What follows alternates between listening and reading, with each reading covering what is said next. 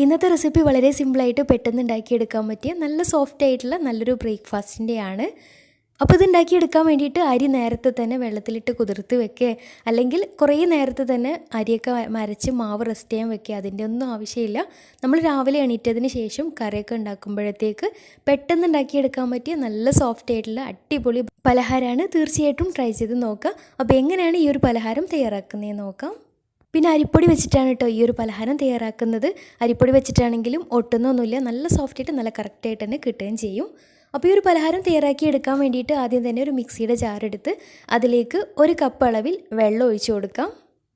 ഇനി ഇതിലേക്ക് 1 കപ്പ് അരിപ്പൊടി ചേർത്ത് കൊടുക്കാം. വെള്ളവും അരിപ്പൊടിയും ഒരേ അളവിലാണ് ചേർത്ത് കൊടുത്തിട്ടുള്ളത്. അരിപ്പൊടി മിക്സിയുടെ ജാറിൻ്റെ താഴ്ഭാഗത്ത് ഒട്ടിപ്പിടിക്കാതിരിക്കാൻ വേണ്ടിയിട്ടാണ് ആദ്യം വെള്ളം ഒഴിച്ചു കൊടുത്തിട്ടുള്ളത്. ഇനി ഇതിലേക്ക് ചേർത്ത് കൊടുക്കുന്നത് 1/2 കപ്പ് തേങ്ങ ചിരകിയതാണ്. കൂടെ തന്നെ 1/4 ടീസ്പൂൺ ഇൻസ്റ്റൻറ്റ് ഈസ്റ്റും അതേപോലെ തന്നെ 1 ടേബിൾ സ്പൂൺ പഞ്ചസാര കൂടി ചേർത്ത് കൊടുക്കാം. ഈസ്റ്റ് കുറച്ച് തന്നെ മതിയാവും കേട്ടോ, കൂടുതൽ ചേർത്ത് കൊടുക്കേണ്ട ആവശ്യമില്ല. ഇനി ഇവയെല്ലാം കൂടെ നന്നായിട്ട് അരച്ച് ഒരു ബൗളിലേക്ക് മാറ്റാം. അപ്പോൾ ഈ ഒരു വെള്ളം പൊടിയുടെ അളവും കറക്റ്റാണ് കേട്ടോ. ഇനി ചില പൊടികൾക്ക് ചിലപ്പോൾ വെള്ളം കൂടുതൽ വേണ്ടി വരും. അപ്പോൾ 1-2 ടേബിൾ സ്പൂൺ വേണമെന്നുണ്ടെങ്കിൽ എക്സ്ട്രാ ചേർത്ത് കൊടുക്കുകയും ചെയ്യാം. ഇനി ഇതിലേക്ക് നല്ല സോഫ്റ്റ് ആവാൻ വേണ്ടിയിട്ട് 1 ടേബിൾ സ്പൂൺ വെളിച്ചെണ്ണ ചേർത്ത് കൊടുക്കുന്നുണ്ട്. വെളിച്ചെണ്ണ കൂടെ ചേർക്കുമ്പോൾ നല്ല സോഫ്റ്റായിട്ട് കിട്ടുകയും ചെയ്യും. ഇനി ഇവയെല്ലാം കൂടെ നന്നായിട്ട് മിക്സാക്കി എടുത്തതിന് ശേഷം അടച്ച് വെച്ച് കുറച്ച് സമയം ഒരു 20 മിനിറ്റ് റെസ്റ്റ് ചെയ്യാൻ വേണ്ടിയിട്ട് മാറ്റി വെക്കാം.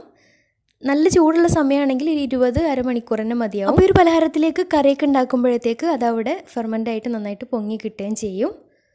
അപ്പോൾ ഏകദേശം ഒരു അരമണിക്കൂർ ആയപ്പോൾ തന്നെ നന്നായിട്ട് പതഞ്ഞ് പൊങ്ങി കിട്ടിയിട്ടുണ്ട്. ഇനി ജസ്റ്റ് ചെറുതായിട്ടൊന്ന് മിക്സാക്കി കൊടുക്കാം.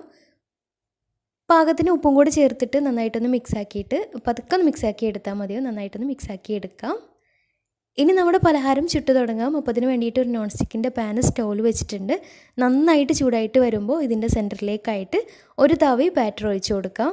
ഈ ഒരു സമയത്ത് മീഡിയം ടു ഹൈ ഫ്ലെയിമിൽ ആയിട്ട് തന്നെയാണ് ഫ്ലെയിം ഉള്ളത്. ഇനി നമ്മുടെ പലഹാരത്തിലെ എല്ലാ ഭാഗത്തേക്കായിട്ട് ഇതുപോലെ ഹോൾസ് വന്നാൽ ഇനി ഇതൊന്ന് അടച്ച് വെക്കാം. പെട്ടെന്ന് റെഡിയായിട്ട് കിട്ടും. 2-3 മിനിറ്റ് കൊണ്ട് തന്നെ പെട്ടെന്ന് കറക്റ്റായിട്ട് വെന്ത് കിട്ടുകയും ചെയ്യും. അപ്പോൾ മുകൾ ഭാഗമൊക്കെ ആയി കഴിഞ്ഞാൽ പാനിൽ നിന്ന് മാറ്റാം. ഇതേ രീതിയിൽ ബാക്കിയുള്ളതും ചെയ്തെടുക്കാം.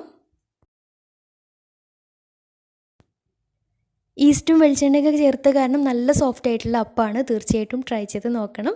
കറിയൊക്കെ കൂട്ടി ഏത് കറി വേണമെങ്കിലും കൂട്ടിയിട്ട് കഴിക്കാം. ചിക്കൻ കറിയോ മീൻ കറിയോ വെജിറ്റബിൾ കറി ഏത് കറി വേണമെങ്കിലും കൂട്ടിയിട്ട് കഴിക്കാം. നല്ല ടേസ്റ്റി ആയിട്ടുള്ള നല്ലൊരു പലഹാരമാണ്. തീർച്ചയായിട്ടും ട്രൈ ചെയ്ത് നോക്കുക. പെട്ടെന്ന് ഉണ്ടാക്കിയെടുക്കാൻ പറ്റിയ സിമ്പിളായിട്ട് ഉണ്ടാക്കിയെടുക്കാൻ പറ്റിയ നല്ലൊരു ഐറ്റമാണ് കേട്ടോ.